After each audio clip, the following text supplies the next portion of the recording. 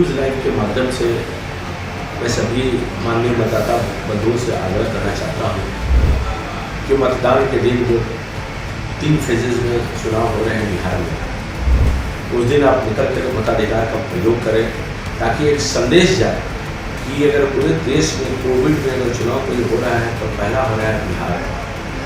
तो कोविड से डरना नहीं है और मतदान जरूर करना है। तो ये बात को बिहार का इससे बड़ा संदेश नहीं हो सकता है कि बिहार का आम मतदाता निकलकर लोकतंत्र के पर्व में सहभाग बनता है। इस संदेश देने का काम करेंगे, कोविड से डरने की आवश्यकता नहीं है। लोकतंत्र के पर्व में प्रत्येक व्यक्ति मतदान करने का काम करें।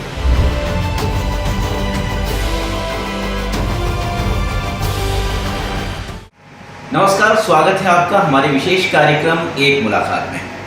एक मुलाकात में आज हम जिस क्षेत्र में मौजूद हैं वह है बिहार का सबसे बड़ा विधानसभा क्षेत्र। जी हाँ, यहाँ मतदाताओं की संख्या 4,52,000 है और ये क्षेत्र वो क्षेत्र है जहाँ आप तमाम पार्टियों के केंद्रीय कार्यालय देख सकते हैं, जहाँ आप राज्यपाल का भवन देख सकते हैं, जहाँ आपको पाटलिपुत्र स्टेशन दिखेगा और साथ ही साथ यहाँ राज्य की सबसे बड़ी अदालत है।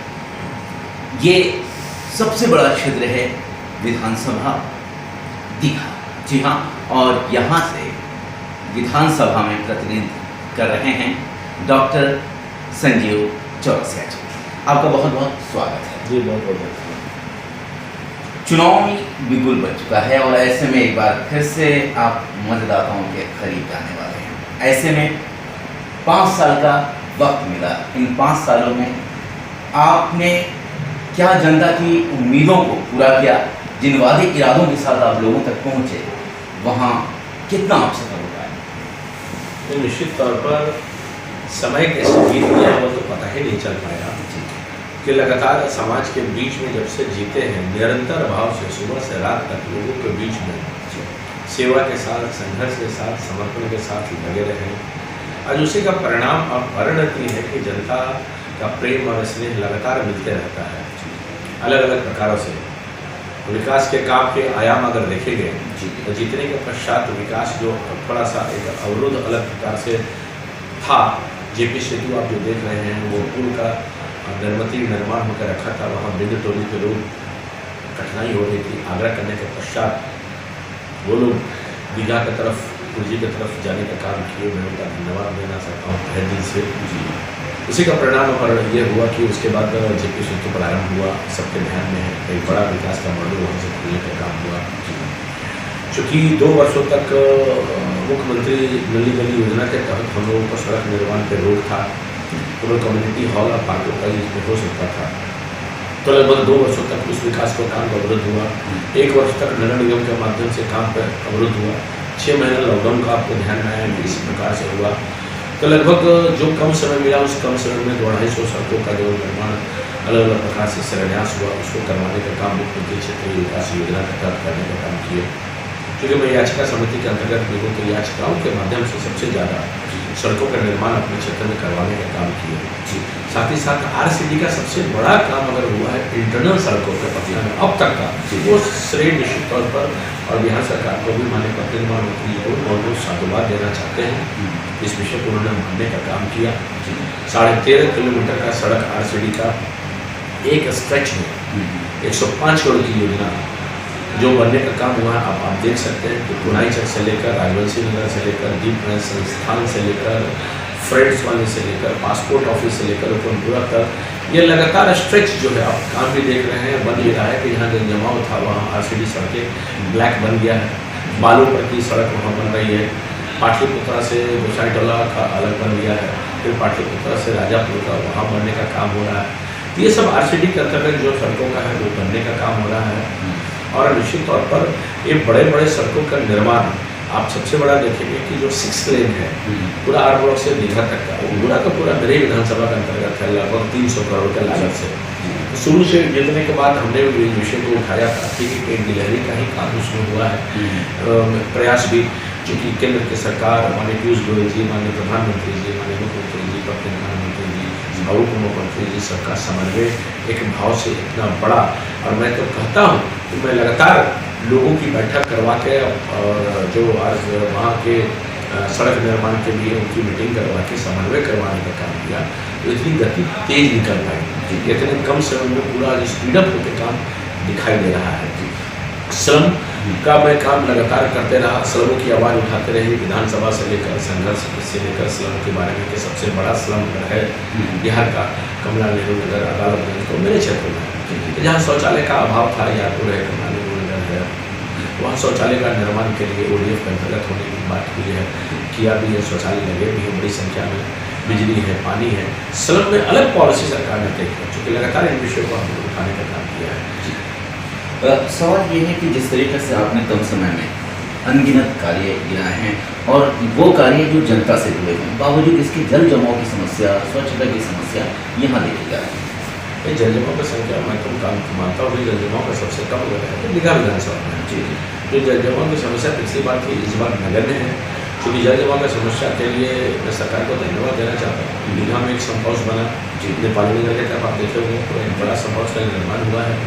फिर बड़े मोटर्स के जो डिमांड हम लोग कर रहे थे बाबू बाजार की तरफ गजनीबाग का, उसके लगने से वहाँ जल जमाव की स्थिति कम हुई। बात शाही पैन के लिए सरकार ने पूरी तरह से जो अवरोध थे अलग अलग प्रकार से उसको हटाते हुए निरंतर भाव से पानी का प्रवाह ठीक से निकले, उसके बारे में सरकार ने जो प्रयास किया है उसके कारण से भी उधर का जल जमाव कम हुआ है। तो इस बार निरंतरता के प्रभाव के दृष्टि से जितने नाले हैं, जितने छोटी छोटी यूनिट है, सबको सफाई रखते हुए इसका प्रयास हुआ है और उसके वजह से जल जमाव की स्थिति बहुत कम हुई है।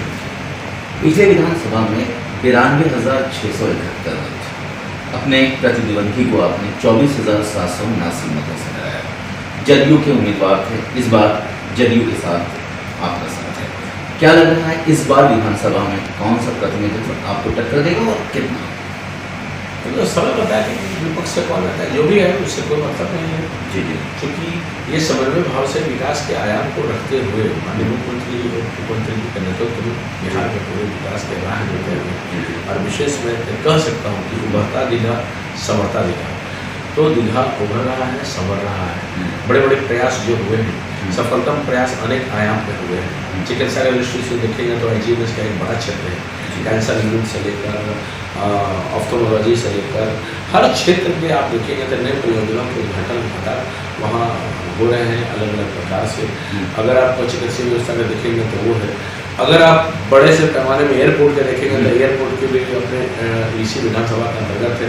एयरपोर्ट का भी बहुत बड़ा केंद्र सरकार की योजना से जो परिवर्तन हो रहा है वो भी साफ दृष्टिकोण दिखाई दे रहा है। तो बहुत सारे परिवर्तन बड़ी योजनाओं को जो दिखाई दे रही है जमीन पे दिखाई दे रही है, धरातल पे दिखाई दे रही है।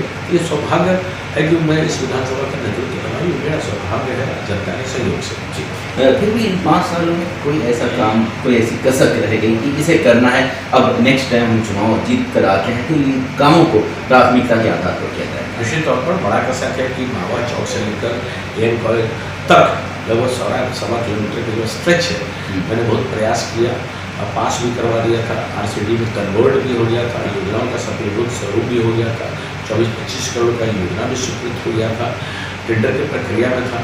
और पिछली बार जो जल जमा हुआ तो उसके बाद जो 3 कमेटी हुआ थी, निर्णय कमेटी के आधार पर जो पटना में कोई भी नाला नहीं फटेगा ये निर्णय हुआ। तो ये मन में है और उसके प्रयास कर रहे हैं। मेरी बात भी हुई है राज्य सरकार से, तो वो अगली बार बाबा चौक से लेकर 6 लेन तक डायरेक्ट जो सड़क जुड़ती है उसको प्रयास करेंगे कि वो ढलाई हो जाए और आशियाना की तरह वो भी रोड हो जाए ताकि सुगम रास्ता का प्रवाह हो जाए। दूसरी बात, सबसे बड़ा अगर गंगा का तट है तो विधानसभा का एक सौभाग्य मेरा है, यहाँ जल भी है, नदी है, गंगा का तट है। तो रिवर फ्रंट के लिए हमने प्रोजेक्ट बनाया था, उस रिवर फ्रंट के लिए पूरा प्रयास करेंगे कि एक पूरा घाट अच्छा से बन जाए, रिवर फ्रंट बन जाए ताकि लाखों लोग छठ के पर्व पे हम आने का काम करते हैं। सौदागरी यहाँ एक भी नहीं है इस क्षेत्र में, तो सौदागरी के लिए बात भी होती है, सेंक्शन में हुआ था, कुछ कारणों से रुक गया है, तो सौदागरी का भी निर्माण करने का काम। और राजीव नगर का सबसे बड़ा मुद्दा है 1024 एकड़, जैसे राजीव नगर, केसरी नगर, नेपाली नगर, दीघा सब जुड़ा हुआ है। तो वो मुद्दा के लिए जो फ्री होल्ड के लिए था, तो लगातार हमने प्रयास भी किया, सदन से लेकर सब जगह संघर्ष करने का काम किया। राजीव नगर के 1024 एकड़ में बिजली नहीं मिलती थी पहले परमानेंट, उसको बिजली परमानेंट कराने का काम किया। आवास बोर्ड को लेकर घेरने का काम लगातार किया। रेसिडेंशियल सर्टिफिकेट परमानेंट नहीं मिलता था, उसके लिए भी आवाज़ उठाने का काम किया। तो राजीव नगर की स्थिति पर निश्चित तौर पर मैं चाहता हूँ कि राजीव नगर का निराकरण हो, जो मुआवजा मिलने की बात है वो किसानों को उचित मुआवजा मिले, साथ ही साथ जो रजिस्ट्रेशन दे के करने की बात है तो न्यूनतम शुल्क के आधार पर वो चले, उसके लिए भी माफ़ हो न्यूनतम शुल्क। एक स्थायी समाधान राजीव नगर का होना चाहिए, ये कर सके वो निश्चित तौर पर करते रहूँगा। ऐसे में सवाल ये है कि केंद्र में मोदी जी की सरकार है, यानी भारतीय जनता पार्टी की सरकार है, राज्य में भी भारतीय जनता पार्टी जदयू मिलकर सरकार चला रही है, तो कितना ये बिहार वासियों के लिए फायदेमंद है, कितना इससे फायदा, कितना इससे लाभ? आज तो नेचुरल अलायंस है, तो केवल परसेप्शन की बात नहीं है, एग्जीक्यूशन की बात है। तो एग्जीक्यूशन को अगर विकास के लिए कर रहा है तो एनडीए का अलायंस ही एग्जीक्यूशन कर रहा है, उसका साफ परिणाम दिखता है कि जहाँ 5 पुल है तो वहाँ 13 पुल है, जहाँ अलग अलग प्रकार के ITI की संख्या बहुत कम थी, आज देखिएगा तो सभी जिले में लगभग ITI है। ऐसे बहुत सारे विषय हैं कि तब और अब या बहुत सारे विकास के पैमाने अलग अलग क्षेत्रों का तय हुए हैं, रोजगार की दृष्टि से हो, नौजवानी की दृष्टि से हो, या और विशेष करके पटना में पार्कों का निर्माण की दृष्टि से हो, ये सब जो विकास का आयाम तय हुए हैं, तो कहीं ना कहीं एनडीए की जो गठबंधन अपने आप में है कि जो टेस्टेड है, ट्रस्टेड है, तो ये जनता के समक्ष टेस्टेड और ट्रस्टेड गठबंधन है और विकास के कमिटमेंट के साथ आगे बढ़ने वाली गठबंधन है। इस गठबंधन की अपनी स्वीकारता है और अपना एक स्नेह है। ऐसे में चलते चलते क्या संदेश देना चाहेंगे, जैसे कि पहले चरण में ही मतदान है और जनता से आप मुखातिब है, जनता को क्या कहना चाहेंगे? मैं जनता से कहना चाहता हूँ कि धारा 370 की समाप्ति है, राम मंदिर का निर्माण का एक बड़ा श्रेय निश्चित तौर पर निकला है जन की भावना से। और माननीय प्रधानमंत्री जी के कोविड में, लॉकडाउन में गरीबों के लिए, आत्मनिर्भर बिहार के लिए, आत्मनिर्भर भारत के लिए इतने काम उन्होंने किए हैं। सबके माननीय मुख्यमंत्री जी, उप मुख्यमंत्री जी, सभी लोग प्रवासी बिहारियों के लिए, सबके लिए इतने काम हुए हैं। 18-19 लाख से ज़्यादा लोगों के अकाउंट में 1000 से ज़्यादा प्रवासी बिहारियों को राशि दी है। तो उनसे आग्रह है कि कोविड को हराना है और मतदान के दिन जाकर वोट करना है। तो कोविड के विचार ना करें, अधिक से अधिक लोग मतदान का प्रयोग करें ताकि इस लोकतंत्र के पर्व में अपना मतदान करना ना भूलें, या कहीं भी किसी प्रकार से घर में रहने की आवश्यकता नहीं है। एक एक व्यक्ति निकल कर जाके मतदान करने का काम करे ताकि माननीय प्रधानमंत्री जी को हम कह सके कि एक एक बूथ पर निकल कर यहाँ के लोगों ने वोट करने का काम पूरे बिहार प्रदेश से एनडीए को किया है।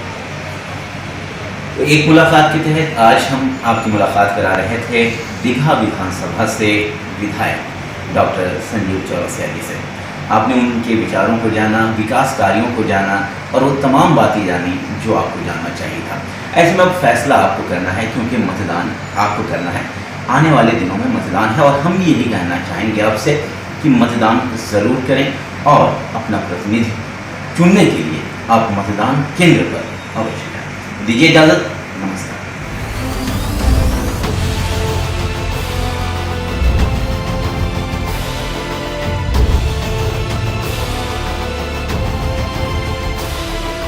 न्यूज़ लाइव के माध्यम से मैं सभी माननीय मतदाता बंधुओं से आग्रह करना चाहता हूँ कि मतदान के दिन जो 3 फेजेज में चुनाव हो रहे हैं बिहार में, उस दिन आप निकल कर मताधिकार का प्रयोग करें ताकि एक संदेश जाए कि अगर पूरे देश में कोविड में अगर चुनाव कोई हो रहा है तो पहला हो रहा है बिहार।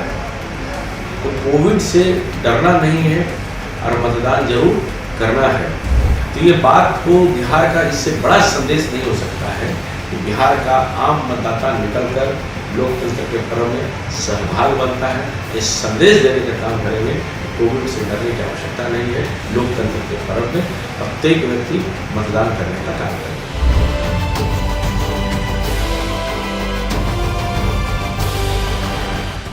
हमसे जुड़ने के लिए न्यूज़ लाइव को सब्सक्राइब करें और अपडेट्स के लिए बेल आइकॉन का बटन दबाएं।